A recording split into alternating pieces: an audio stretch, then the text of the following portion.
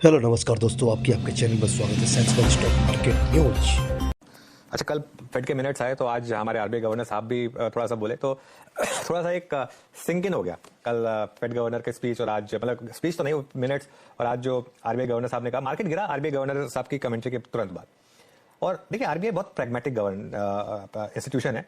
वो कभी नहीं चाहता कि चीजें ओवर हीटेड हो सिस्टम में, और एक रेगुलेटर का काम है वीरू, बीच बीच में थोड़ी सी रियलिटी चेक देना, बीच बीच में थोड़ा सा इस तरीके का अपडेट्स देते रहना। जब भी मार्केट थोड़ा ओवर हीटेड हो रहा हो तो थोड़ा बीच बीच में इस तरीके की बातें बोलना, ये कोई नया नहीं है। आप वाईवी रेड्डी के टाइम देख लीजिए, तब भी ऐसे ही होता था, तो उसमें कोई बुराई नहीं है। मुझे याद है 2003 से 7 के बीच जब वो वन पे बुल मार्केट चल रही थी, एक फ्राइडे को आरबीआई ने आकर सीधा सीआरआर 50 बेसिस पॉइंट बढ़ा दिया था। अगले दिन मंडे को मार्केट गैप डाउन खुलने के बाद 4300 अगर नहीं बचा तो दिक्कत आएगी यहाँ पर। लेकिन देखते हैं, मेरे ख्याल से तो बचना चाहिए। बाकी यू नेवर नो, मार्केट में लास्ट का 1.5 घंटे में कुछ भी हो सकता है। लेकिन जो आरबीआई गवर्नर ने कहा ना वीरू, वो मेरे ख्याल से सबसे इंपॉर्टेंट था। और उसका अगर हम कुछ बाइट प्ले कर सकें, उनकी बाइट अगर कुछ प्ले कर सकें, एक काम करते हैं, एक बार इनफैक्ट वो बाइट प्ले करते हैं, उसके बाद उस पर बात करेंगे। Corridor, increasing the policy repo rate by 250 basis points cumulatively starting May 2022 till now, draining out excess liquidity, together with certain supply side measures undertaken by the government, have facilitated significant softening of headline inflation to 4.9% in October 2023. तो आप देखिए, governor साहब ने कहा क्या है basically, और क्यों बैंक निफ्टी ने इस तरीके से रिएक्ट किया। क्योंकि आपने फ्राइडे का मूव देखा था, और फ्राइडे को बात ये हो रही थी कि क्या वो वन ऑफ था आरबीआई का मूव, या कुछ और कदम भी आएंगे।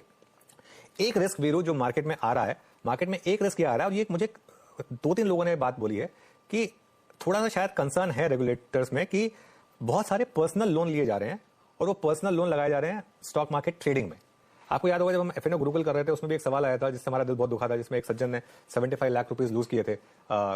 उनकी इनकम का 5 टाइम्स था, वो 15 लाख की सैलरी वाले 75 लाख उन्होंने लूज किए थे।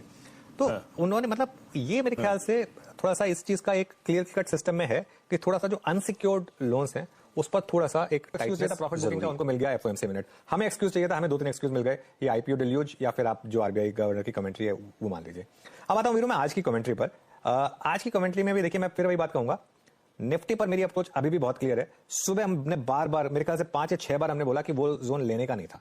वो जो जोन था 19,800 के ऊपर 825 के आसपास, वो लेने का जोन नहीं था, ये लेने का जोन है 19,675 टू 19,750। सुबह भी इसी जोन की बात हुई थी, अब मैं फिर कह रहा हूं ये लेने का जोन है, और यहां पर स्टॉप लॉस लगाना होगा आपको 19,627 का निफ्टी पर। बहुत सिंपल, 19,875 और 20,000 के वो जो मेरे पोजिशनल टारगेट्स थे वो अभी भी इंटैक्ट हैं। ये अगेन एक थोड़ा सा स्टेप बैक है।